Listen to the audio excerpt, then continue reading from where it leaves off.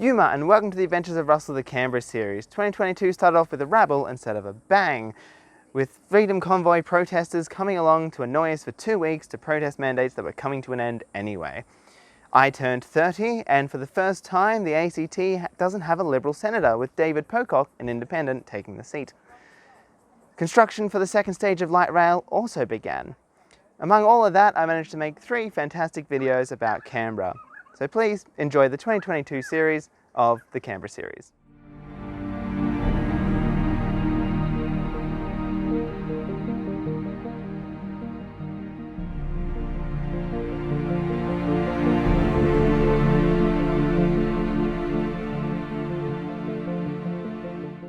In 2007, the then Chief Minister of the ACT, John Stanhope, started the Percent for Art scheme.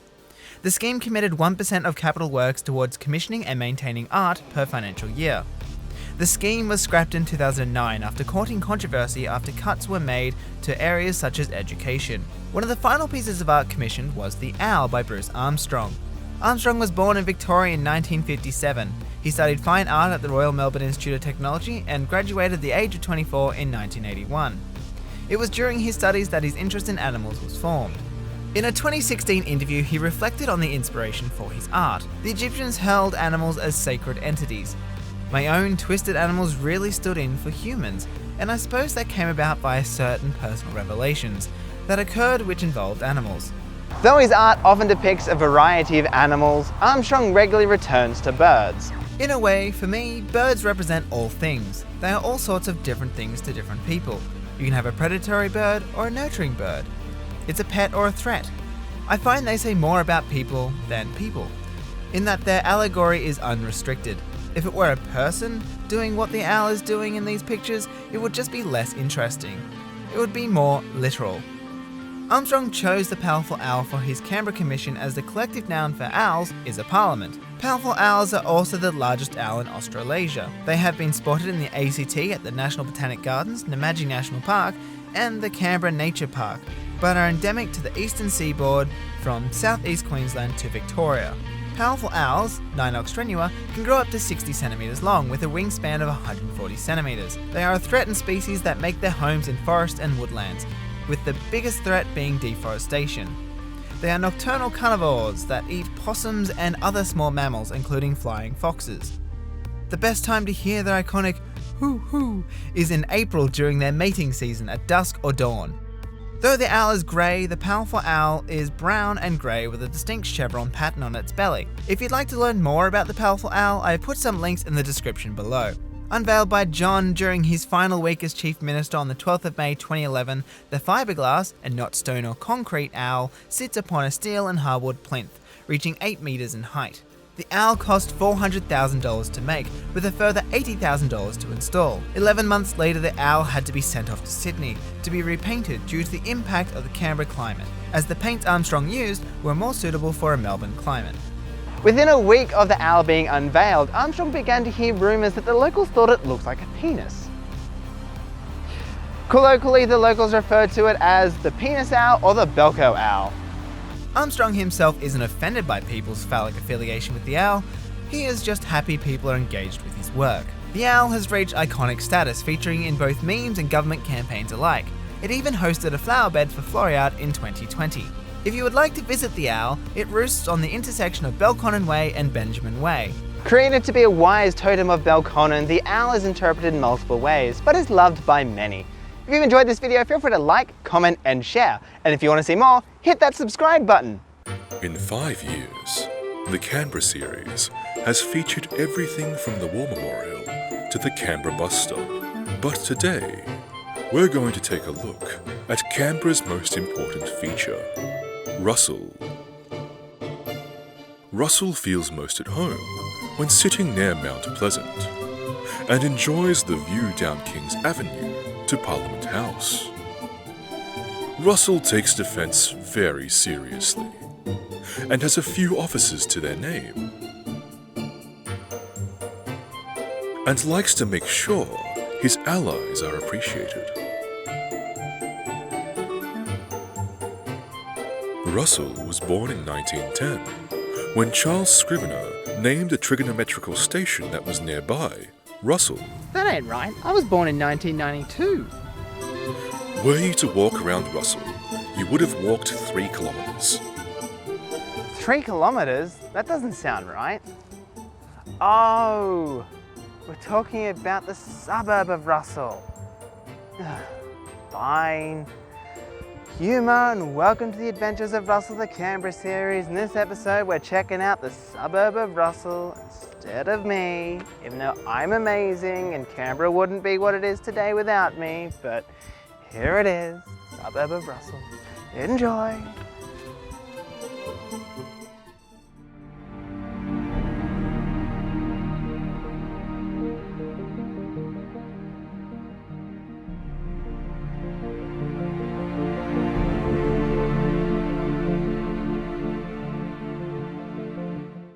Russell is one of the smallest suburbs in Canberra at half a kilometre squared. No one lives here, but it is home to the Department of Defence Russell offices and the American-Australian War Memorial. Russell sits at the Kings Avenue and Constitution Avenue apex of the Parliamentary Triangle, and it also forms the municipal axis with City Hill. This corner of the Parliamentary Triangle was the most difficult for Griffin and future town planners to design. In 1949, architect Richard Ure won the design competition for the American-Australian War Memorial, designing it 10 days before the competition closed.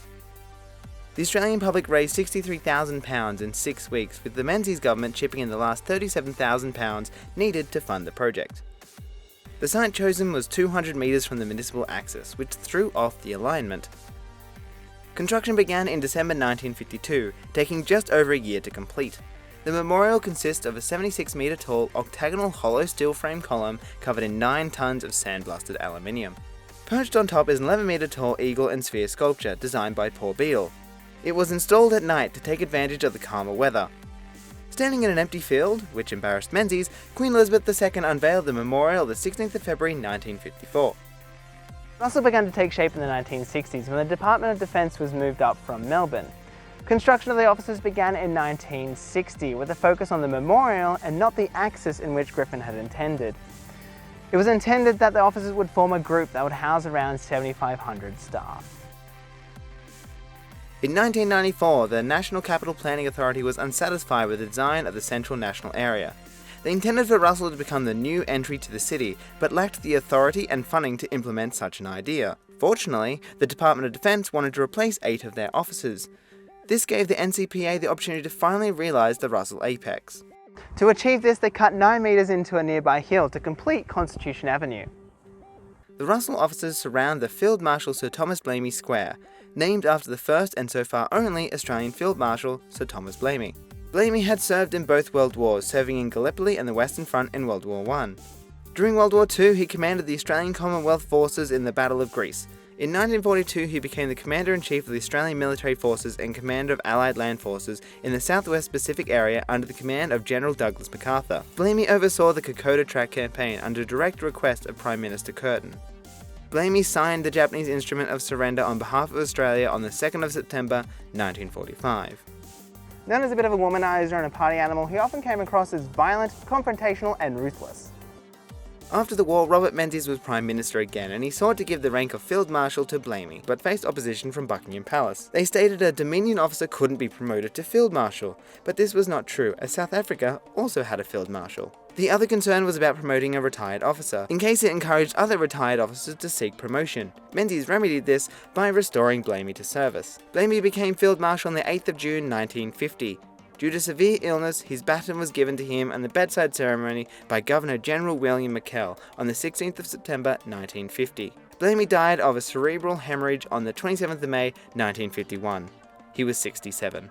The square was named after him on the 18th of November 1982 and was then renamed Field Marshal Sir Thomas Blamey Square on the 27th of May 2001.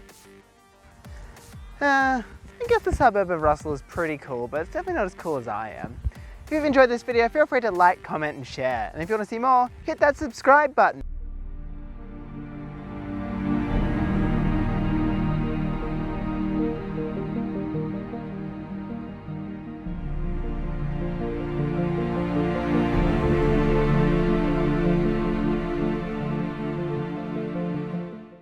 With a passion for teaching science to students and the public, Dr. Mike Gore, a physics lecturer from the ANU, was inspired to create Questacon after a visit to the San Francisco Exploratorium in 1975. Reflecting on his visit in 2015, he told the Canberra Times, "Like many other people around the world, I stopped and said, wow, and came back to Australia and said, we've got to have one of those." Upon returning to Canberra, he set to work figuring out a way to develop an interactive science centre for Australia. By 1978, he was ready to apply for funding, receiving a $50,000 National Innovations Grant. Dr. Gore spent the first half of 1980 securing the old Ainsley Infant School, which is now home to the Ainsley Art Centre. Where did you scrounge the gear? Oh, you name it, just about everywhere. Every organisation in Canberra, scientific organisation, helped to build things. All that was left to do was to come up with a name. Dr. Gore's friend and colleague, Professor Chris Bryant, chose the word quest, meaning to seek or discover, and the Old English word con means study or to examine. Together they embody the main mission of Questacon, which is to inspire a spark of discovery. Gore had the venue and the props. All they needed now were the explainers. In February 1980, he held a public meeting at the ANU to gauge interest in participating in the project. The great success of the explainers is they came from a very wide spectrum of the Canberra community. It's very important not only to show people scientific concepts and let them experiment for themselves, it's vitally important that they see how those particular concepts are used in everyday situations, and that's where the explainers come in. The ratio of visitors to explainers was 15:1, which allowed explainers to engage with guests in a casual manner and to maintain the exhibits. 2 weeks before Questacon opened, a group of teachers were invited to check out the exhibits, most likely to generate interest within the educational community. The first students to attend were a group of 45 kids from Red Hill Primary School on the 18th of September 1980. To visit the Questacon, you had to book in advance, and more often than not, be a school group. Occasionally though, the Questacon would open to the public on weekends. Originally, visitors weren't charged an admission fee, but were requested to leave a donation. However, so many people were coming that a door charge had to be implemented. By 1982, the popularity had grown so much that Dr. Gore's dream of a National Science and Technology Centre was on the cards. The Australian Bicentennial Authority, or the ABA, created a task force to produce a list of recommended projects in the field of science. One of the recommendations was for the construction of a National Science and Technology Centre, inspired by the Questacon. In 1983, a specialist committee, of which Dr. Gore was a member, created a report investigating the feasibility of such a project. The report recommended that the new centre should be based in Canberra, thanks to the National Capital Development Commission, and also be truly national in character. To do this, it would develop travelling programs that would reach everyone from regional areas to the cities. In February 1984, the authority adopted the report and submitted a proposal to the Australian Government for approval. On the 24th of June 1985, the Minister for Science and Technology, Barry Jones, took the proposed plan to Cabinet, where it was finally approved. What helped get the project over the line was how it was funded. The authority offered to contribute $5 million and suggested that the Japanese private sector be invited to contribute to the cost of its construction as a bicentennial gift. In the end, the Japanese government and the Japanese private sector contributed $5 million each, 1 billion yen in total, or about $29 million in today's money.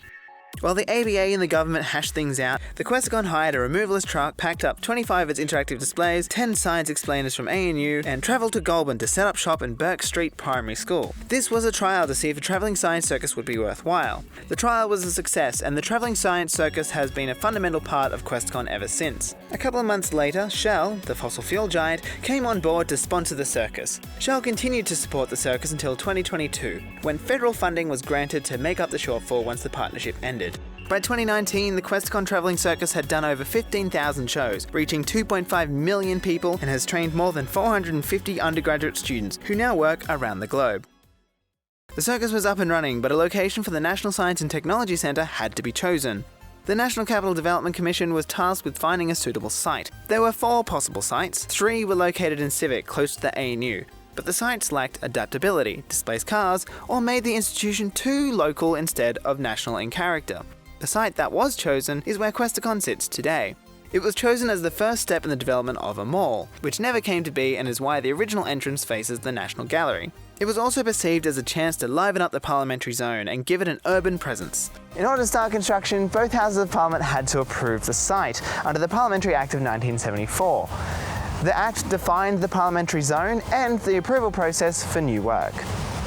With the site and funding in place, all that was left to do was to design the building. Lawrence Nield and partners were hired by the NCDC to create a design brief, design the building, and oversee construction. Lawrence Nield and partners had a unique opportunity, as science centres were often placed in existing buildings, such as warehouses or aging exhibition halls. Science centres also looked to the future.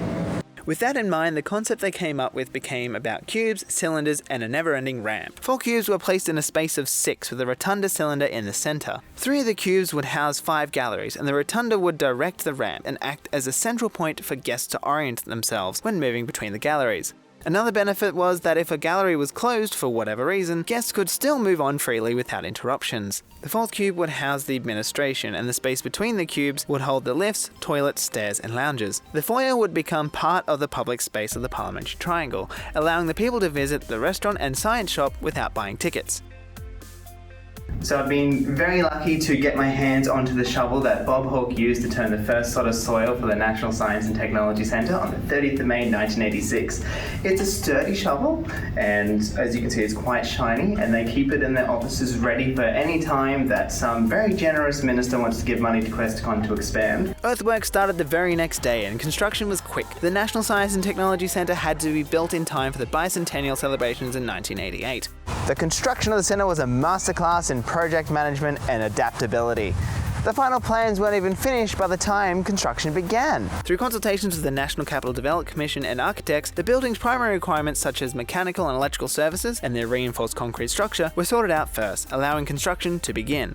The final details will be sorted out later. The building's basic structure is relatively simple. It is composed of reinforced concrete columns and slabs supported by drop beams and shear heads. Once the concrete structure was complete, the roof was installed. Made of mostly steel, the beams were designed to allow exhibits to be hung from them. Once the roof was installed and the walls sheeted, work on the interior could begin. One of the biggest challenges for construction was figuring out how to affix the Italian tiles, as such a technique had never been implemented in Australia before. The tiles were attached to aluminium mullions with silicon and stainless steel hooks in case the silicon failed. The tiles were one of the first things ordered due to the expertise needed to install them and their long shipping times. As a cost-saving measure, the windows for the foyer were double glazed and shading was brought inside to reduce maintenance and exposure to the elements. The budget was so well controlled that if a part of the design would overrun the plan's cost allowances, the project manager, architects and other consultants would hold meetings to consider simplifying the design to achieve the same result for less cost. This was so successful that $400,000 was saved off the original plan. This meant the science shop and cafeteria could be built. By the time the freshly built National Science and Technology Centre was ready, 8 years after Questacon first opened, 800,000 people had visited the original in Braddon. In its first 8 months, 365,132 people had visited the new building. Long periods of wet weather and a couple of industrial disputes meant that there were more than 20 weeks of work delays. However, the building was handed over only 6 days after the planned date on the 6th of July 1988. A 20-page list of defects were prepared, which might sound like a lot, but it's actually quite a small amount for a project of this size. All of the issues in the list were rectified within 8 weeks. The National Science and Technology staff moved in on the 22nd of July to set up shop for a soft opening on the 10th of October.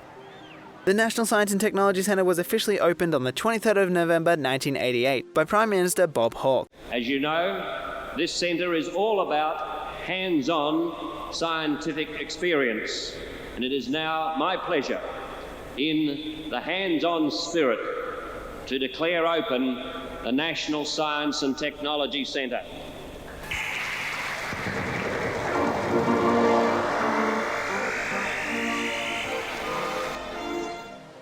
Guests from science, industry and politics explored the new centre, while scientists from CSIRO protested outside for more funding. The entire event was televised live on ABC's Quantum. Today, the building is still called the National Science and Technology Centre, as the Science Minister Barry Jones felt the name Questacon was too childish for a national institution. Dr. Mike Gore had the last laugh, however, as Questacon is globally recognised as Australia's science centre. Today, Questacon has a range of exhibits. When the new site first opened though, Mike and his team struggled to fill the exhibition spaces, but they made it work. In Gallery 1 on the top floor housed the IBM Mathematica exhibition, which explored the impact of maths and simple computing principles. Today it houses Born or Built, our robotic future, which explores the line between mechanics and humans. In Gallery 2, animatronic dinosaurs were brought in from Japan, which by today's standards weren't very accurate. This exhibit wowed guests as the dinosaurs roared and looked around the room in an almost lifelike manner. Today, Gallery 2 is home to Fundamental, where classic science concepts are explored. This is where the harmonograph lives. Gallery 3, At the Forces. Visitors would be pulled, pushed or twisted to learn about the forces that exist in our universe. Visitors could witness artificial lightning and experience an earthquake. Today is home to Awesome Earth. You can still witness lightning and feel an earthquake, but the earthquake house has been removed and the gallery focuses more on natural phenomena. Gallery 4 was used for the demonstration science shows. Today it functions pretty much the same, but is called the Q Lab. To allow a single explainer to interact with multiple visitors, a donut bench was installed. The former director of Questacon came up with the idea after visiting the Horseshoe Pub in Glasgow. Gallery 5 was the Waves exhibition. It explored all kinds of waves, from sound, light and radio. Today it hosts The Shed, a hands-on engineering exhibit that allows visitors to play with engineering and design. For visitors below the age of 6, there is Mini-Q in Gallery 6. Gallery 7 houses Excite at Q, home to the freefall, robotic air hockey and the Rototron. Today, the drum hosts the moon, but on opening night it was just an extension of the foyer. In 2013, Questacon needed more space, so they opened the Questacon Technology Learning Centre in the Mint's former admin building. It houses the science communication team, runs innovation workshops, and is where future exhibits are designed and built. Guests from all walks of life have visited Questacon. On a rainy day in 1981, Prince Charles visited, while explainers frantically mopped up all the water that was leaking through the roof. Not only British royalty, but Japanese royalty has visited too. Prince Naruhito visited in 2002 after a visit to the Australian War Memorial. You could say that visitors are destined for great things after they visit. Who knows? You might become king or queen one day. Sadly, Dr. Michael Gore passed away in January 2022, but his legacy lives on through Questacon, which inspires millions of Australians every year. I'd like to give a huge thank you to Graham Durant and the staff of Questacon for assisting me with my research. If you have any memories, feel free to leave them in the comments below. And if you enjoyed this video, feel free to like, comment and share. And if you want to see more, hit that subscribe button.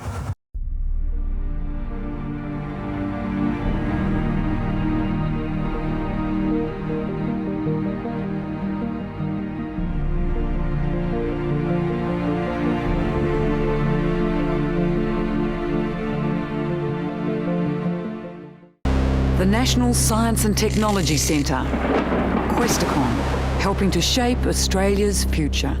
And that wraps up 2022. I look forward to what I can bring to you in 2023.